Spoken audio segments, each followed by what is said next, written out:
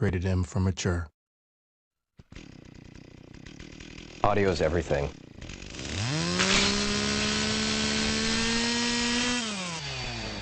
The sound of Gears 2 is crunchy. In one word, I'd say meaty. I talked to Mike Larson, who's the audio director on the project. I'm like, Mike, it's got to be crunchier. He's like, what does that even mean? I'm like, it just needs to have that crunch.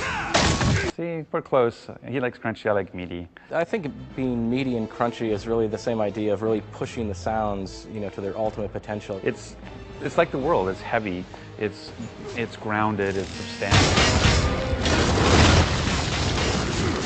You can't have thick characters, big monsters, heavy environments, grounded environments, and have tinny, light sounds. They have to carry their own weight as well.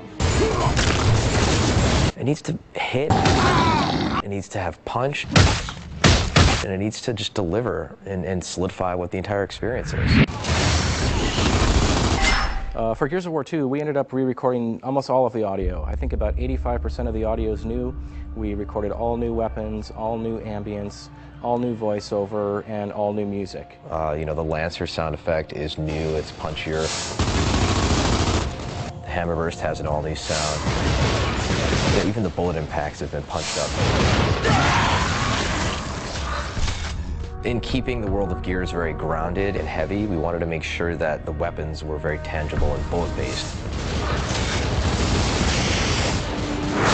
All of the source material is real guns, real explosives. You don't have to start dealing with that whole kind of Mars ray gun, woo woo woo woo woo woo type audio, and that's one of the reasons Gears feels so good. It feels so real and tangible. A lot of the fun of a weapon is purely down to how it sounds. It's about that feedback mechanism, about the rumble in the controller, but that sound is what really sells it to you. The funny thing about Gatling guns is if you ask a person what their Gatling gun sound is, each person has a different one. So mine is like, but other people are like, and it's just a fun exercise to try with your friends sometime. It's great at parties, really. Well, the Gatling gun is one of those stories where Cliff really had a lot to do with it. There's certain sounds in the game where he really wants it a certain way. Mike Larson and I basically just went back and forth 5 or 6 times on the mulcher to try and get the perfect audio. It was never good enough. It was always like, no, it sounds too much like a drum, or it sounds too much like a cart in the spoke of a bike wheel. It's a heavy gun. It needs to feel powerful. At the same time, you still need to hear all the bullet sounds kind of cycling in there. I put together 6 brand new Gatling gun sounds, and I asked Cliff to come down to my office. So he sat behind me, and he's like, okay, get ready to shoot. And I hit play, and he actually started acting like he was shooting it. Okay, it's heavy, and he's like, no, that's not cool. Go to the next one, and it's just going like this. By the 3rd or 4th one, he's like, yes, that's it. And so he actually was imitating, the usage of it, to help him conceptualize, its sound within its context before it was actually put in the game. And that's how we ended up defining the final sound of the Gatling gun. Baby, this train runs on time! I love the voiceover recording process. It's one of the things that I feel kind of privileged that, as a producer, not a lot of producers get to do that. Oh yeah, fried grubs. The Locusts are actually voiced by, normal, regular voice actors, and they do really great monster voices. But what's amazing to me is that they have almost complete control over their phlegm in their throat. In addition to the vocal tonality, there's it's really both disgusting and yet intriguing because the director can actually say, yeah, I just need a little bit more phlegm or a little less phlegm, and they can do this really strange, they just bring it out of nowhere and do this amazing stuff that basically sounds really cool. You don't even need processing, but when you're done, you pretty well want to throw up. Yeah!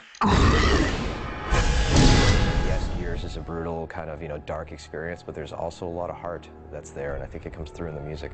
When you have a theme like Hope Runs Deep, you definitely are trying to incorporate that into the music and trying to have that sort of, it can't be depressing, it has to have its upbeat, patriotic moments, it's sort of, driving battle tracks and those sorts of things. So you definitely want to have that carry you through, that you feel like you're fighting the good fight, and that you want the music to bring you along on that trip. Scoring for Gears is a lot different than scoring for a film. We were fans of Steve Jablonsky's work, from his work in Transformers as well as his work in Texas Chainsaw Massacre, and he's a very prolific A-list Hollywood musician. The score for Gears of War 2 is cinematic in respect of the instrumentation I chose to use. You can do effects with the orchestra where you can't tell, is that an orchestra or what is that? You know, depending on where the string players place their bows on the strings, or you can just have them, you know, they don't like to do this because it ruins their instrument, but you can have them banging on their instruments, making cool noises. There's that whole factor when you get goosebumps that you can't force, you can't fake it.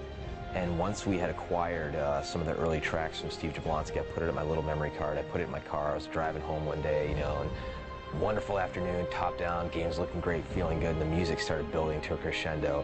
And I looked down at my arm and I actually caught myself getting goosebumps. And I swear to God, you can't fake that, you can't force that.